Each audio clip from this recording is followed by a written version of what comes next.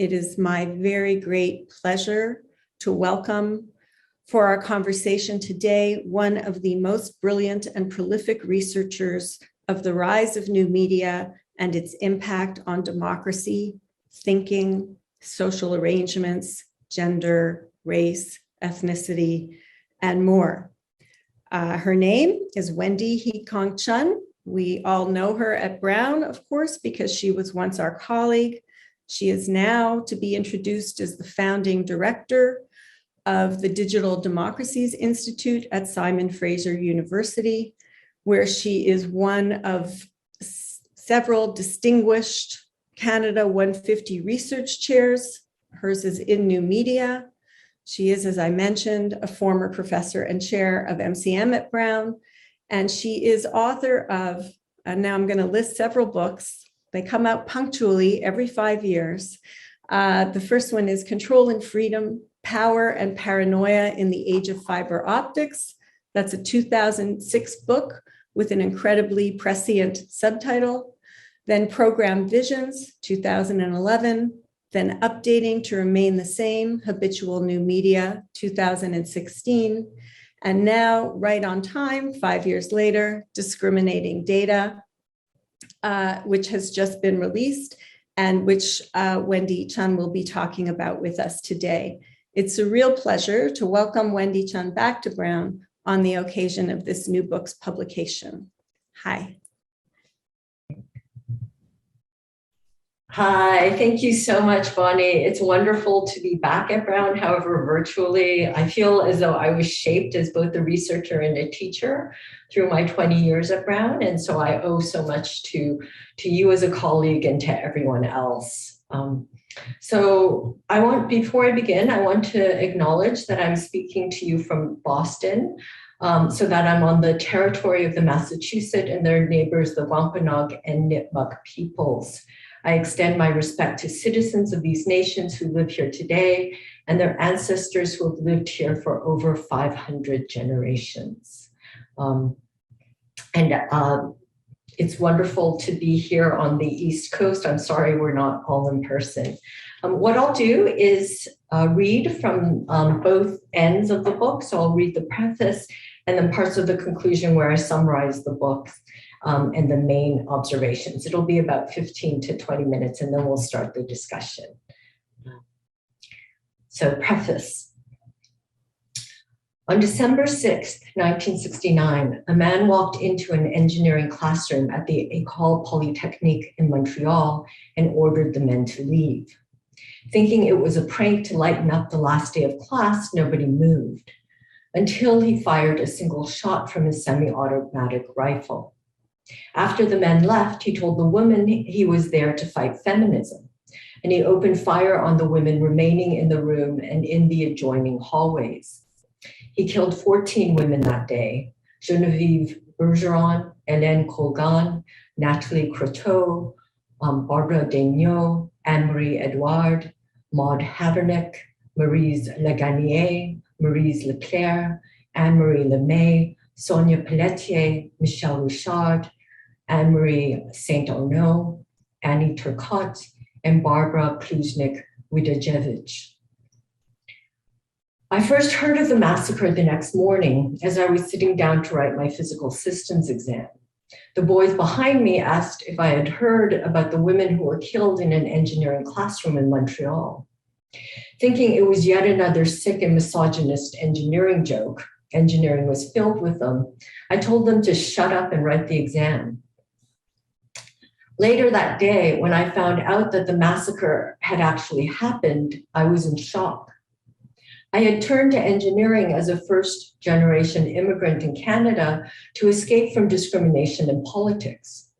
Disoriented, I turned to the humanities, to English literature and critical theory to help me acknowledge the violence and discrimination around me.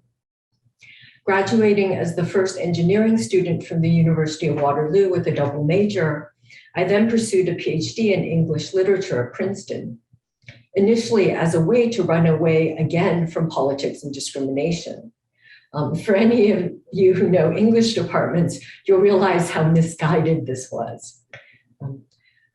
The first paper I wrote as a graduate student, one that became my first article, Unbearable Witness Towards a Politics of Listening, bore witness to the massacre and called for a politics of listening to supplement a politics of speaking. My question was, how can we redress the trauma, discrimination, and violence around us, not by treating anyone or any event as representative, but rather by acknowledging their singularity and our resonating experiences in our responses? When I started my PhD, I had dreams of merging literary theory and complex systems theory.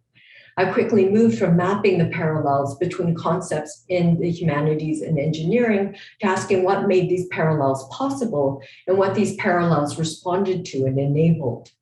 I started writing about the importance of sex and sexuality to figuring connection on Usenet and to this burgeoning thing called the World Wide Web.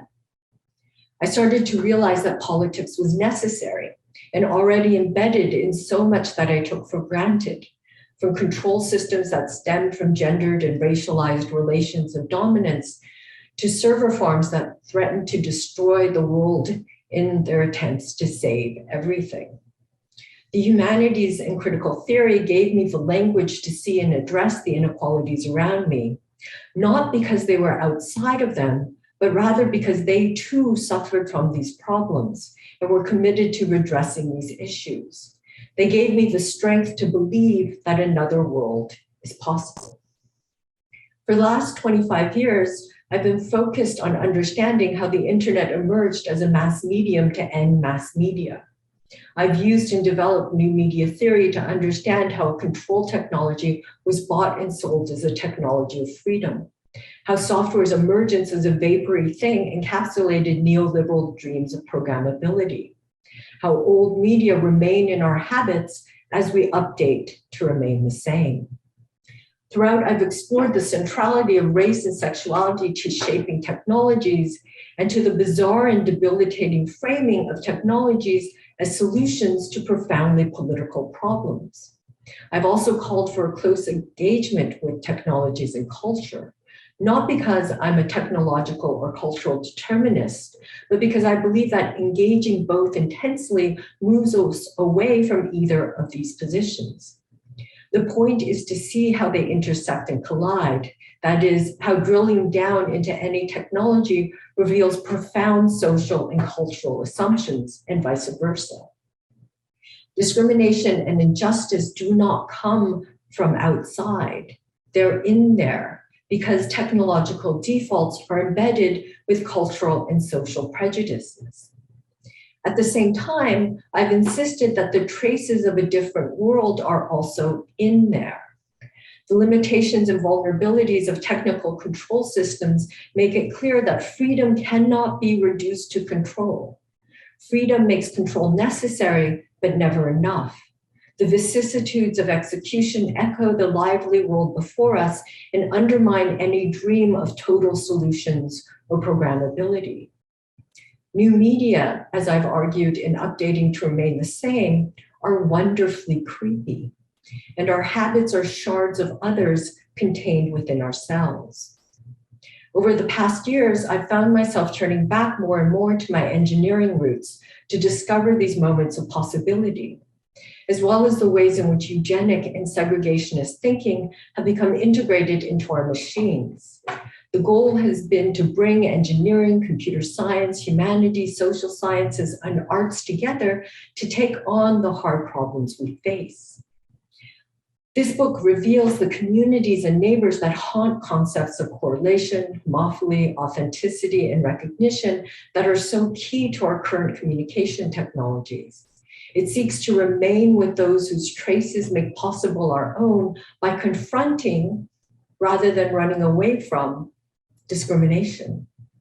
Understanding that touch is neither banal nor always benign, it nonetheless starts from these relations in order to create different worlds in which we can live in difference and in which freedom finally becomes meaningful because it's freedom for all. And now I'm going to go to the other end of the book, which is the Coda, Living in Difference. I started this book by outlining a 5-step program to counter the threat of hopeful ignorance.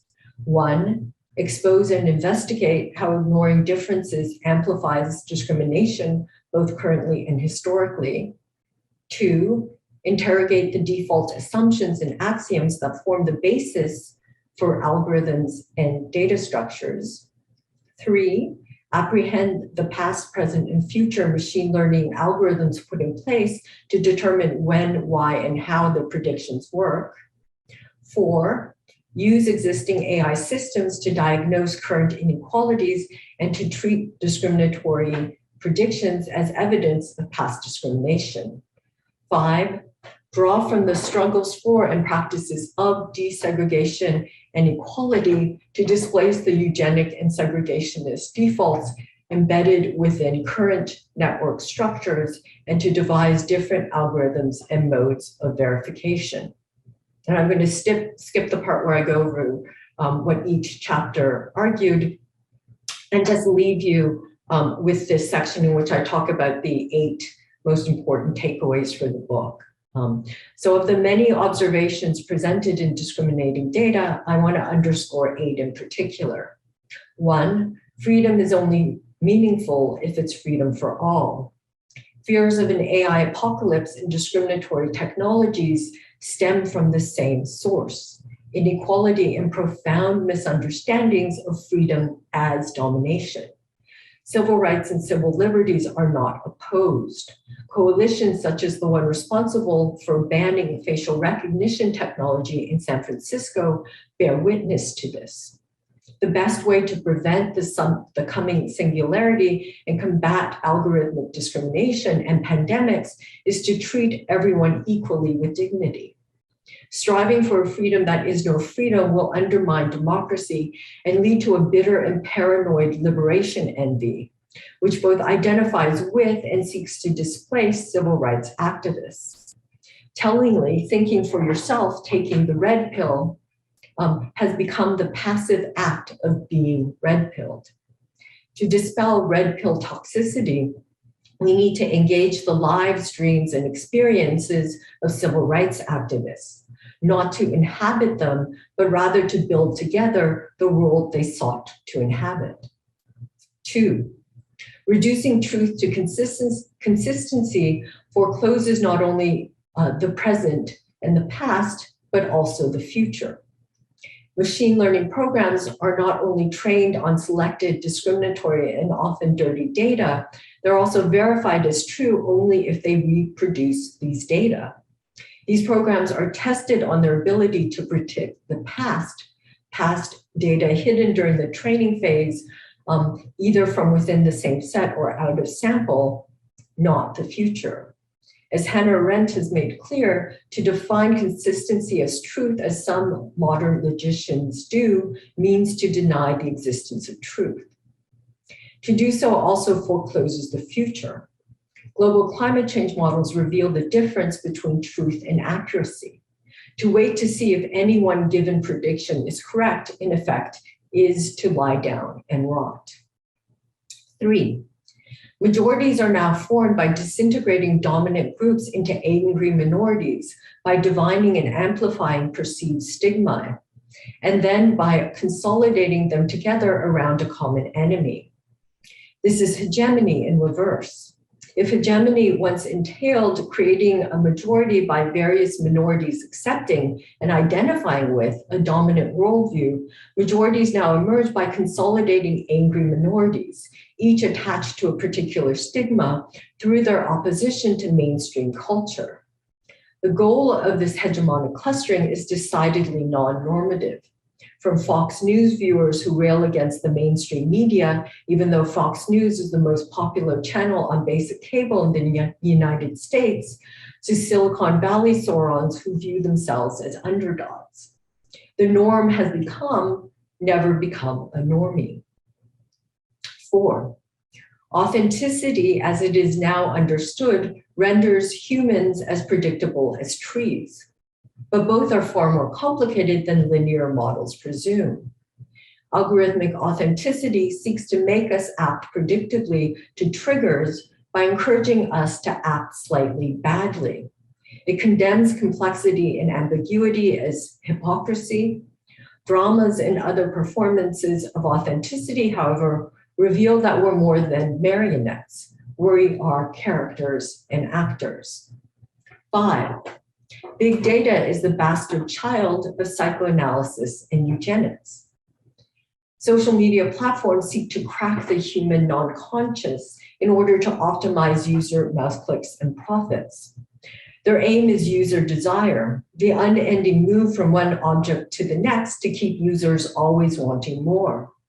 The relationship between network science, psychoanalysis, and ideology critique, however, enables the kinds of unconventional interdisciplinary work needed to tackle behaviorist exploitation.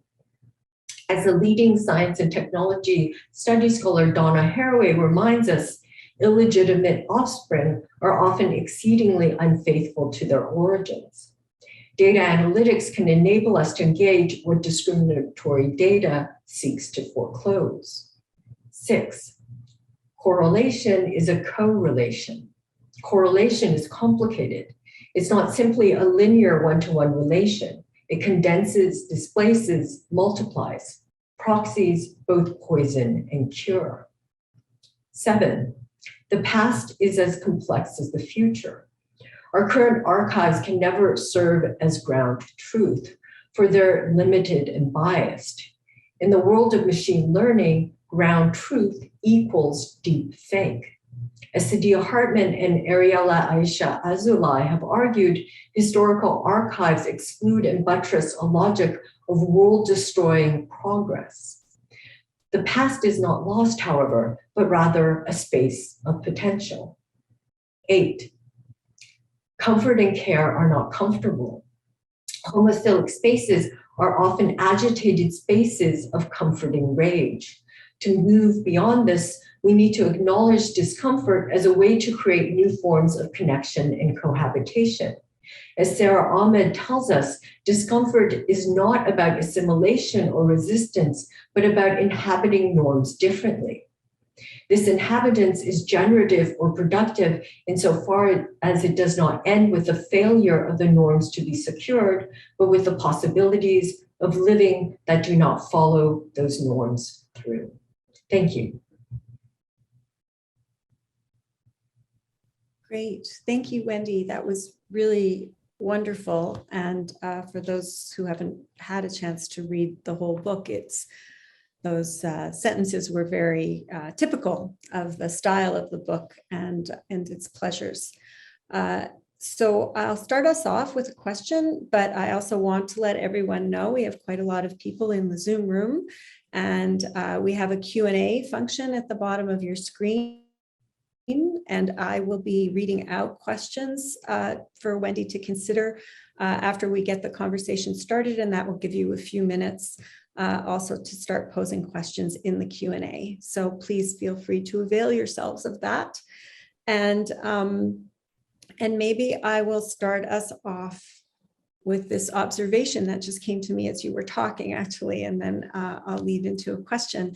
But, you know, Wendy, my own first book was called Political Theory and the Displacement of Politics. And it sounds to me like we've both, from very different places, become sort of spent our entire careers concerned about the forces, beliefs, habits, exhaustions that drive the effort to escape the political and to find refuge in something unbiased, predictable. In my case, it was philosophy that presented itself that way. In your case, it's been technology that presents itself that way. And calling for a kind of return to politicization, but one that is citizenly and that is oriented towards democratic goods. And one other place that we agree is about the importance of living with difference, or not just agree, because I know that we agree on quite a lot, but we have these points of contact. And one of the ones that I was thinking about in advance for today is the importance in your work, and especially in this most recent book, of responding to the efforts to herd us into sameness that are part of the sort of capitalistic operation of current social media, responding to that by a willingness to live with difference, in difference, to stay with conflict. But that also requires somehow, now I'm leading into my question, overcoming outrage, right? There's this outrage machinery that's profitable, and we need to overcome that somehow. And so my question for you is, how do you think we can go about converting towards a tolerance of conflict from the outrage and reactivity that we've been trained into? So it isn't just a human thing, it's also we've been trained into outrage and reactivity for a couple of decades at least now. And another way to ask the question is, do you think it's possible to alter, if necessary, the chemistry of the click? I've been thinking about the sort of neurological dimensions too. So I know you have a lot to say around these issues and in response to these issues, but I would really love to know if you've thought a lot about or at all about the neurological side, and also about the kind of mechanisms that we might already have some awareness of, like how we treat addiction, how we rescue people from cults. Like, it seems like there's a lot of commonality. And I know that you're really committed to interdisciplinarity as a place from which to address these questions, because there's expertise all over the place that doesn't overlap. So neurology, cult, rescue, addiction, curing, are any of those helpful to us when we think about how to alter the chemistry of the click? Yes, but I think in order to understand how they all intertwine or why they're important, it's also crucial to think through the business model. Because as many people have pointed out, the move towards clickbait advertising and to understand the click or user gestures as what is proof of a message going through is the fundamental problem, right? So advertising was always like, well, how do I know if my ad's effective or not? Then you had, the Nelson machines and tracking users. And within digital media, this idea that somehow the click, but also more importantly, the hover, right? So they count when you hover, and the hover means X, Y, and Z, taking those as to mean the effective receipt of a message. Right? So the short circuiting of the singular and the general. But that doesn't always happen. You don't click all the time. And so in order to encourage clicking, et cetera, what you need to do is agitate users. You need users who are agitated. And part of the best way to agitate users and to make them sort of trigger easy is to put them in homophilic clusters. So what's really bizarre about homophily, which is the idea that similarity breeds connection, is that it's always sold in terms of you're more comfortable when you're around people like you, right? So this is, clearly you want people to be comfortable. And what's really interesting, and this is what Frances Haugen showed in her whistleblower account, was that actually when Facebook changed the feed, so you were amongst your friends and family, things got worse. And so I like to think about it in terms of the iron filing experiment, which we've all done in high school. You have a whole bunch of iron filings, it's a mass, then you put two magnets underneath. And then what emerges is actually precisely a clustered network. And in order for these clusters to remain, they need to be absolutely attracted to their opposite, right? So hate bonds these groups together. And because they're all the same, they actually repel each other. But the repulsion of similarities is overcome by this overwhelming hate of the other. So I think we need to ask ourselves, under what conditions do addiction, et cetera, apply? Because they clearly apply under certain conditions. And how is it that these conditions have been, if not normalized, the moments of greatest monetization? Thank you. That was really helpful. And I want to follow up a little bit with that, because one of the things I was thinking about as I was reading your book is how, you're basically arguing that homophily doesn't just happen, right? That it's created.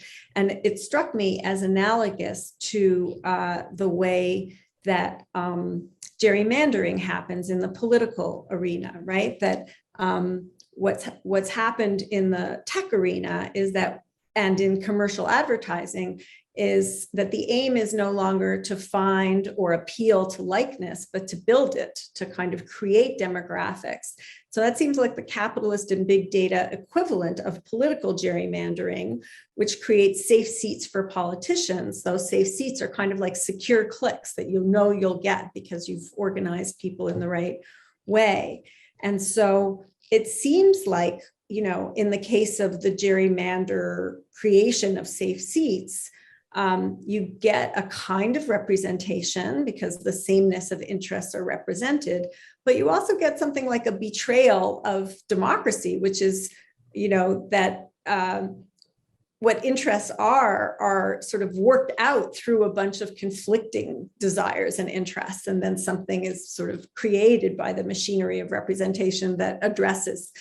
So I wanted to know if you think that that's a good comparison to gerrymandering,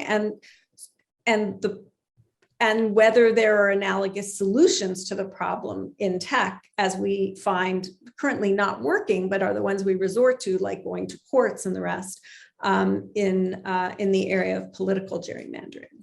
So what's crucial about both of those examples is that they rely on urban housing and urban segregation. So the very term homophily comes from studies of segregated, sort of biracial housing projects in the United States. So they were biracial, had Black and white residents, but they didn't live usually in the same building, except for one building where they were on separate floors. And so the very notion of homophily and the ways homophily is usually justified within network science is by referring to US residential segregation and saying this is quote unquote natural. But what's so fascinating about the study of homophily, which happened in the mid 1940s, sort of right after World War I, where there was this, World War II, in which there was this huge housing crisis, was an open question of social engineering. It was like, what kind of housing should we build in order to build democratic societies? Should there be public housing, or should there be something else? Should there be private mortgages, et cetera, et cetera? And so this was all, the study itself was framed in terms of tenant morale and democratic spirit. But of course, this is all limited to like segregation, laws around urban housing, and that's really at the core of both gerrymandering and homophily. Mm-hmm. Yeah, that's really interesting. Thank you.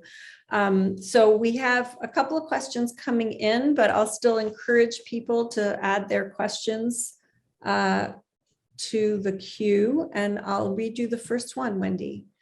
It's from an anonymous attendee.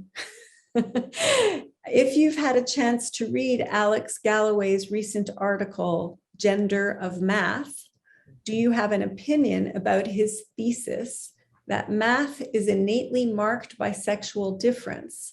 What would this mean for the possibilities of better digital systems and technologies?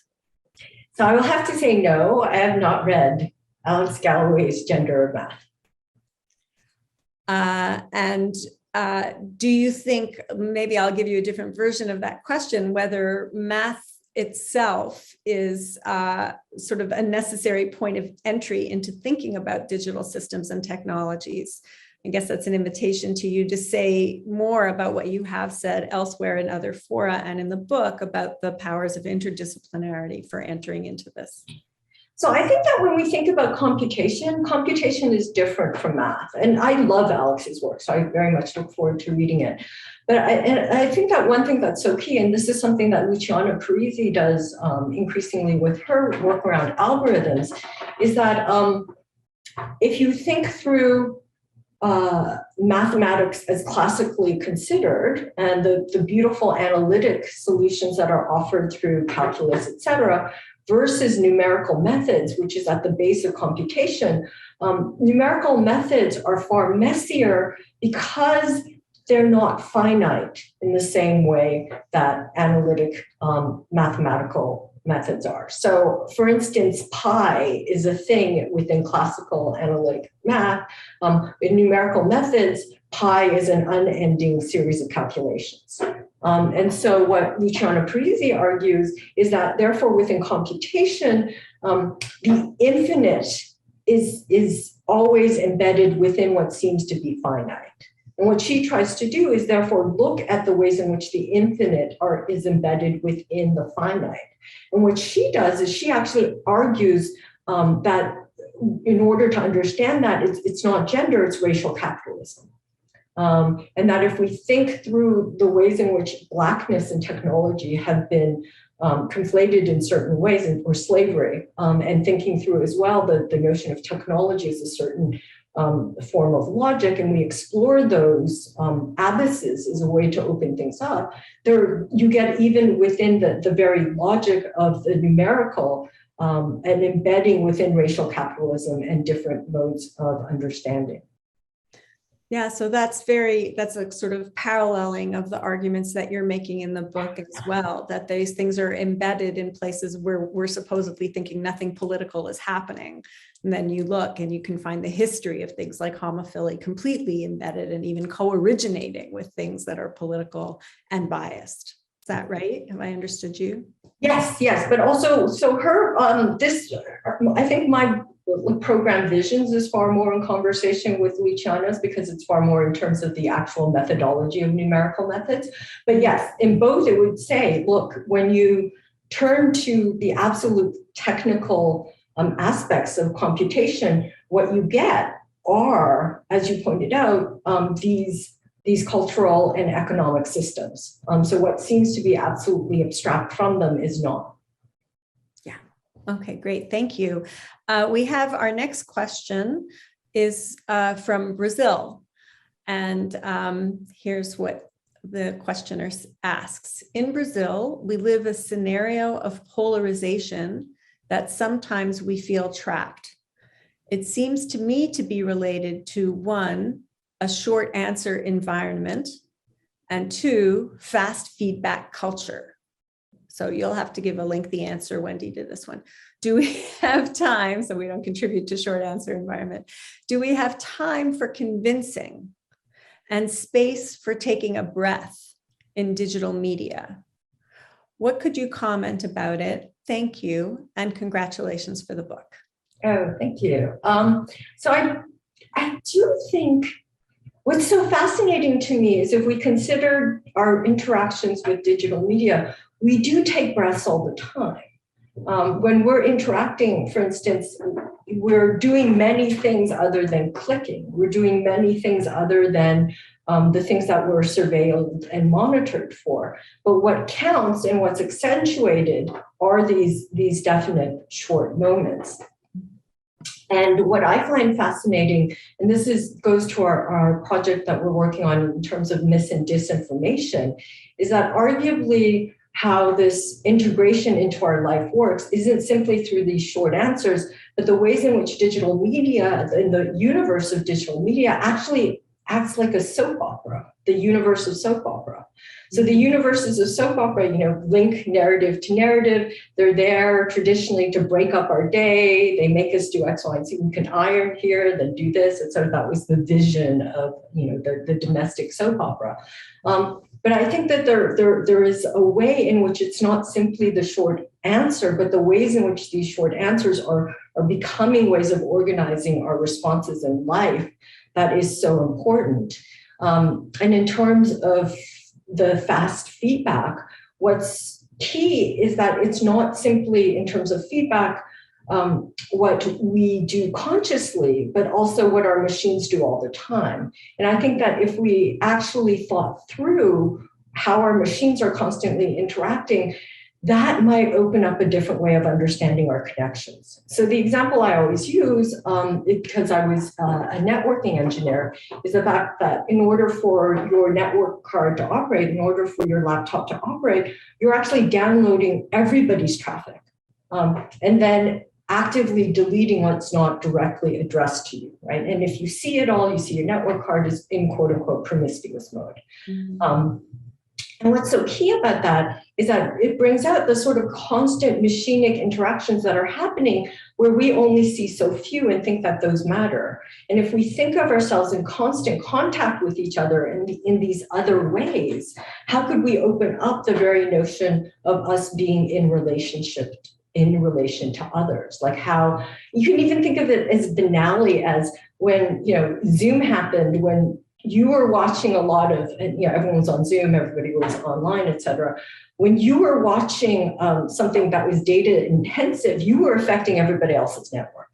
So there's a way in which we're always constantly responding to each other. And what if we moved away from just thinking through these conscious interactions to these unconscious ones as a way to understand how we live in digital media? Okay, that's great. Thank you. So I'm going to ask you, while we wait for the Q&A possibly to add, well, maybe something has just appeared, but let me ask you a question, and then we'll come back to the next questioner in the queue. I've been following, as a fellow Canadian, the besiegement of Ottawa, and it seems to me that that's an example of how the data network modes of recruitment are supplemented by real life strategizing. And so there seems to be both this fear that we all have of the great power of big data to group us into these polarized things, but then these occasional emergences, like at Charlottesville in 2017 and this now, suggests that somebody thinks they still need in-person engagement in order to, I think other people have said, to recruit and to expand, that it's somehow not enough.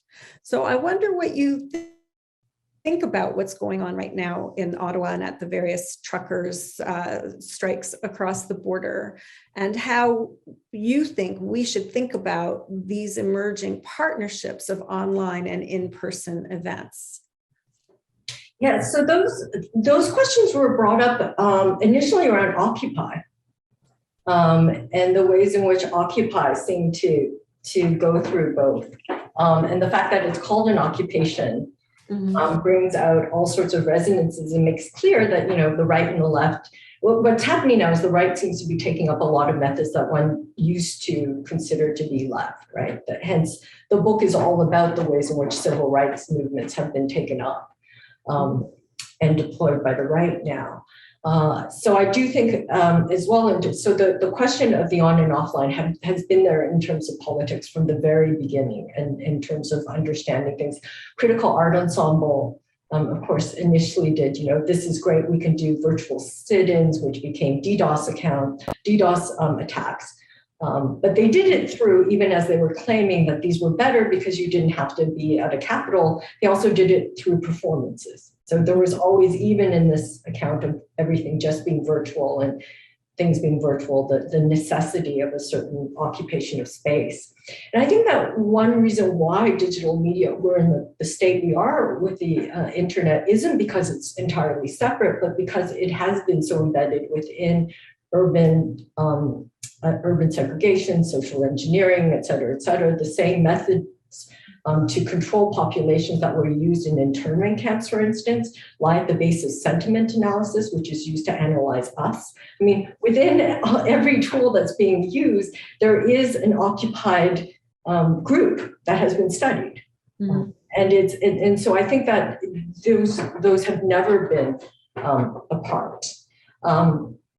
In terms of the what's happening now in Ottawa, et cetera, what I actually find is most intriguing, and this is the link to Charlottesville and to a lot of other things, isn't necessarily the digital media per se, although clearly the money question is huge, right? Bitcoin, et cetera, and all the money sort of flooding into Canada, and how that kind of destabilization works, and what is the point of it? But also the fact that trucks are being used. I mean, if you look at the ways in which trucks have become lethal weapons, either in protests, et cetera, that is the visceral difference I find between these kinds of protests and protests we've seen elsewhere. I mean, you feel like saying, get out of your truck. And then if they did, it would be a very small group. So I think that use of transportation and that use of really thinking and the ways they're using the roads, right? And the roads and the internet superhighways, literally superhighways, were drawn from the transportation system.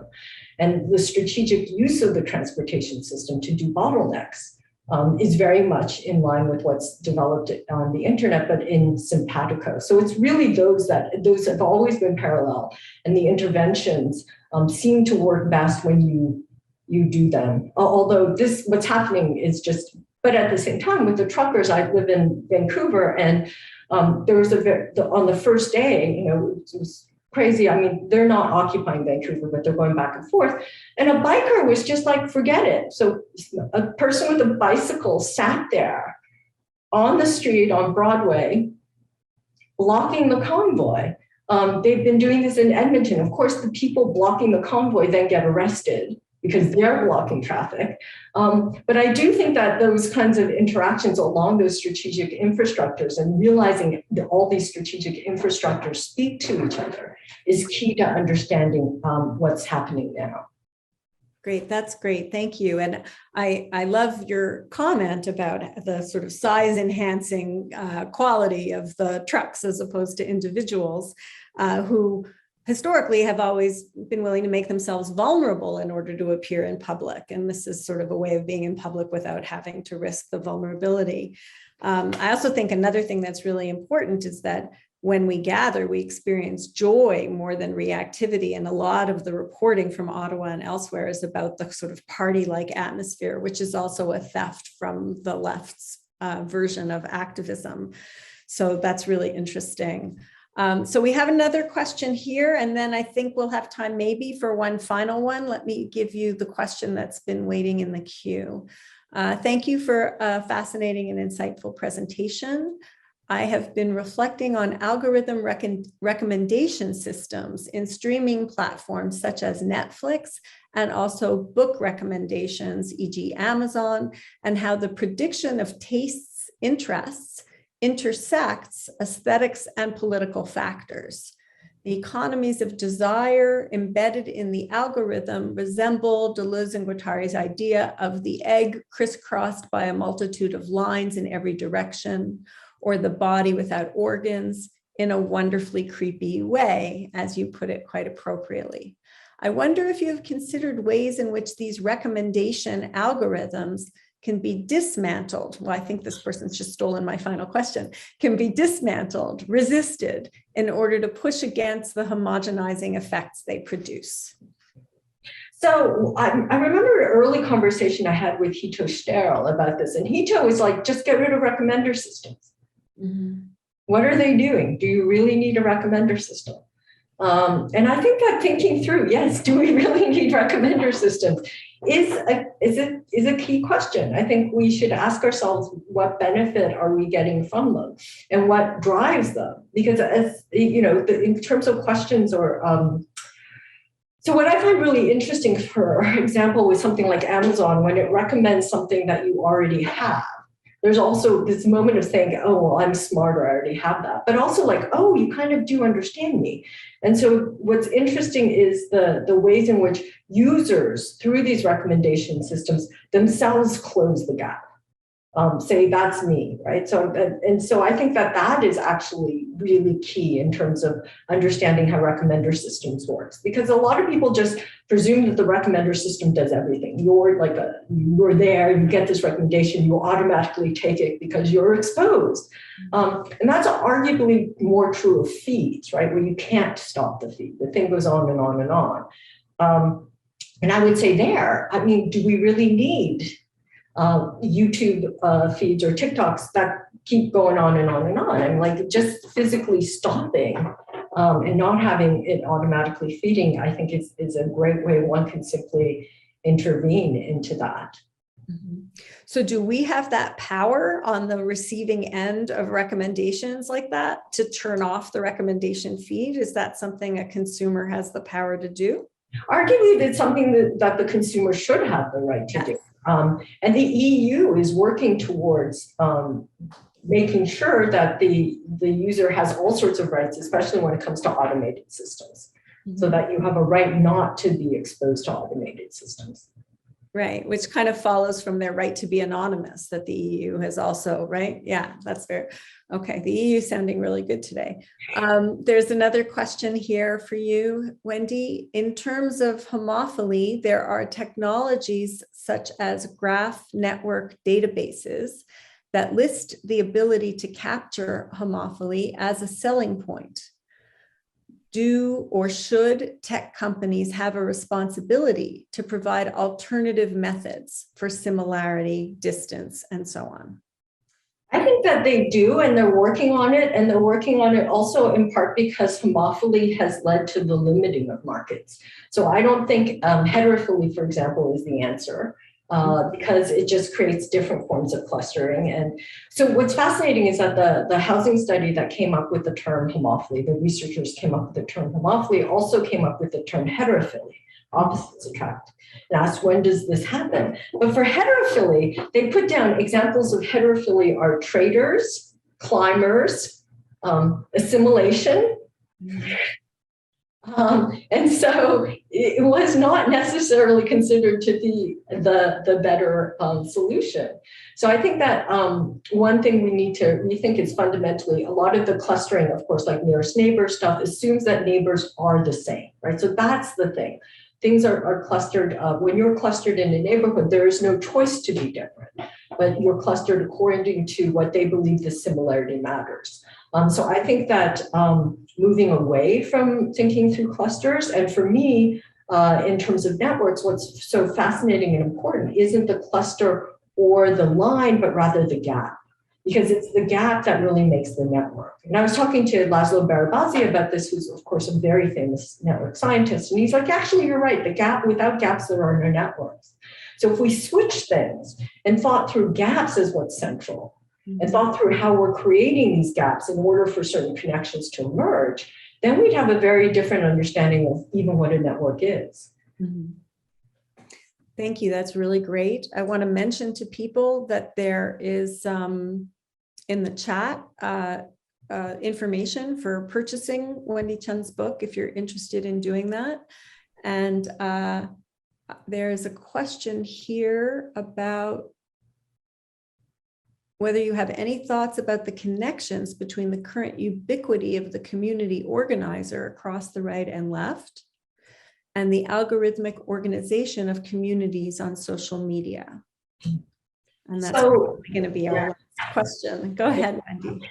Certainly, there's a lot, and indeed, like the whole notion of the community organizer, when you go back to even things like AOL online, et cetera, there's a way in which the very notion of the World Wide Web, because it was based on a geographic understanding of the world or making the internet like a space, very much focused around questions of community. And I would have to say what's so important is to understand community and homophily aren't the same thing. Homophily makes what looks like community, homophily makes racism and community look alike, because what it does is it erases all forms of institutional structures and values. Instead, it presumes simply that it's agent-based. It depends on the individual. It stems from the individual who simply and naturally and ecologically wants to be with people who are like them. And so that vast erasure of the structures that make community possible is absolutely key to think through. And then if we emphasize that, then understanding exactly, Bonnie, your point as to how this virtual and the on and offline work together is key in terms of understanding that other part that actually buttresses this seeming normality of homophily. Okay, so I hate when people do this to me because I said that would probably be the last question, but I'm going to offer you the opportunity to end in connection with either one of these two very brief questions that I want to ask you. So the first question is, for those of us who are interested in democratizing social media and heightening accountability, is there one thing that we should consider doing that you would identify as, a valuable choice? And the other question is, I'm curious to know, and I'm sure others are as well, do you know yet what you're working on next? What's on the back burner or front burner now that this book is done? Okay, so I will do both, but really quickly, because for the first question, I'm actually a commissioner for democratic expression for Canada. And we're going to come up with a series of recommendations soon in terms of regulating the internet to take on these questions of democratization. So I will just refer you to that as coming up around democratic expression. And then the next book. Oh yeah. So yeah, you noticed, Bonnie, the 5-year pattern. So Bonnie, I have to say, is one of the most fantastic colleagues I had at Brown. And I've learned so much from you, and thinking through politics has been great. And she has this really insightful way of reading into, like, there must be the next 5 years, there must be another book. Yes. It's interesting because going and now being as part of the Institute, what I've been working on far more is joint publications that are either monographs or coming up with a little book called Algorithmic Authenticity, or with articles. But I do really, I think for me, it's not that I had to produce a book every 5 years, but it always took 5 years to produce a book, because I would just sit there with an idea, and then it would be the next book that came in that forced me to move ahead. What I've been toying with is a book called My Mother Was a Key Punch Operator. And it riffs off both Kate Hales's and Balsamo's work on My Mother Was a Computer. The idea there in terms of thinking through that is to get to not only gender, but also the geopolitics, the questions of immigration, et cetera, labor, that have formed certain forms of computation. And to give it, to really have an opportunity to think through transnational flows, and the transnational flows that have been so key to computation. But having said that, there are like many joint publications around the projects that we're working on. So that sounds really fascinating. I'm glad I asked you that question. And I'm also really glad to know that you've been doing more and more public-facing work. It's such an important thing to apply and to realize a lot of the insights that you've developed through the book so far. And if we have to wait more than 5 years or less, either way, that's fine, of course. I've had so many expressions of appreciation in the Q&A and the chat for the time that you've offered us today and the thoughts that you've shared with us. So on behalf of everyone in attendance, let me thank you very, very much for making time to share your work. We appreciate it. Thank you so much, Bonnie, for this. And thank you for the COVID. It's just so wonderful to be back.